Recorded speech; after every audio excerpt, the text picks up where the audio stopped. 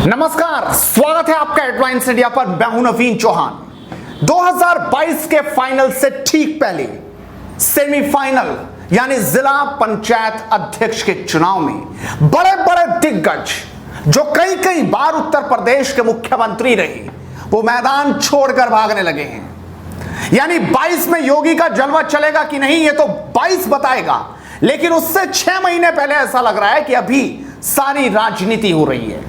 और सबसे बड़ी बात कि पूर्व मुख्यमंत्री मायावती ने मैदान छोड़ दिया है। मायावती ने अपनी हार मान ली है।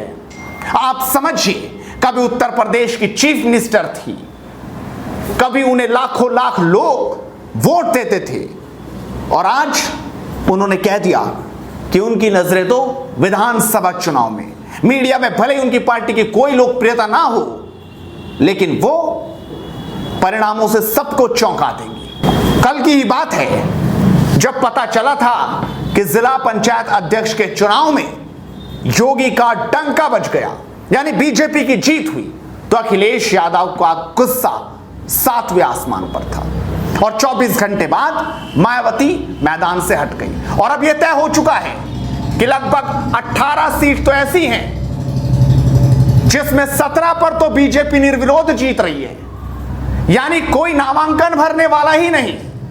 आप समझिए, कोई पर्चा भरने तक नहीं गया। किस तरह की राजनीति अब यूपी में शुरू हो गई है। और सबसे हैरान करने वाली बात यह है कि 2017 तक जो चाचा भतीजे साथ थे, अब चाचा नहीं अपने भतीजे यानी अखिलेश यादव को सबसे कमजोर बता दिया है। उन्होंने कह दिया कि उनकी कमजोरी ही है कि ऐसा हो रहा है, उनका मिसमैनेजमेंट। आप समझिए कि शिवपाल यादव ने किस तरीके से अखिलेश यादव को बड़ा झटका दे दिया है। 22 के चुनाव में तो वो बाद में जाएंगे, लेकिन घर से ही जब ऐसी आवाज उठने लगे तो क्या कुछ होगा। वैसे भी वैक्सीन को लेकर वो घिरे हुए हैं अपने घर में, और अब जब जिला पंचायत के चुनाव हार रहे हैं तो उनका गुस्सा भी लाजमी था। सबसे पहले तो आप देखिए कि अखिलेश यादव ने इस हार के बाद क्या कहा। गोरखपुर व अन्य जगह जिस तरह भाजपा सरकार ने पंचायत अध्यक्ष के चुनाव में समाजवादी पार्टी के प्रत्याशियों को नामांकन करने से रोका है, वो हारी हुई भाजपा का चुनाव जीतने का नया प्रशासनिक हथकंडा है।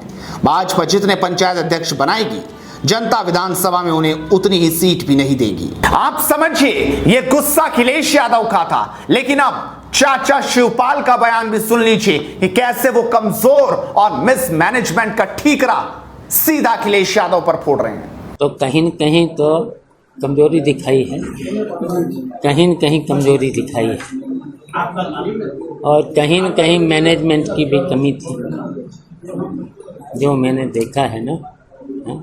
अब मैंने तो नमूना को दे दिया इटावा से, मैंने तो सपा को समर्थन दे दिया। बीजेपी केवल 1 सीट जीती है और फिर निर्विरोध हो गया, एक तरफा चुनाव हो गया। तो देखा आपने आखिरकार क्या बोले शिवपाल यादव।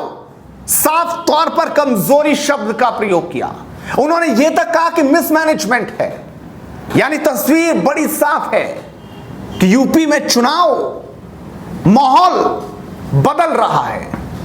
और अब आपको दिखाते हैं कि जैसे ही मायावती भागी, जैसे ही मायावती ने मैदान छोड़ा, जैसे ही उन्होंने अपने हथियार डाल दिए, जैसे ही उन्होंने हार मान ली, उसके बाद यूपी की जनता सोशल मीडिया पर अपनी राय देने लगी कि योगी के सामने अब कोई नेता टिकने वाला नहीं है। और अभी तो ये शुरुआत है, धीरे धीरे और भी मैदान छोड़कर भागेंगे।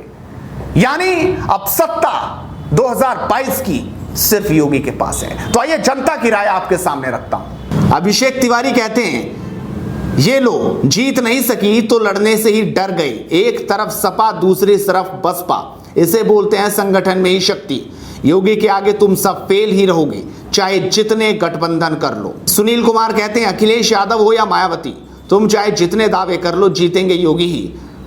तुम में तो दम भी नहीं है चुनाव लड़ने का, जीतना तो दूर की बात। जय योगी जी। ऋषभ कहते हैं, बसपा सुप्रीमो मायावती का यह कहना यूपी में जिला पंचायत चुनाव नहीं लड़ेंगे, उनका हर बार ये साफ रहता है जब उनको भाजपा की मदद करनी होती है तो वो अपने चुनाव से कदम पीछे खींच लेती है। तो देखा आपने, कहीं जनता ये कह रही है कि योगी के सामने कोई नहीं है, तो कहीं जनता कह रही है कि मायावती ने बीजेपी की मदद कर दी है।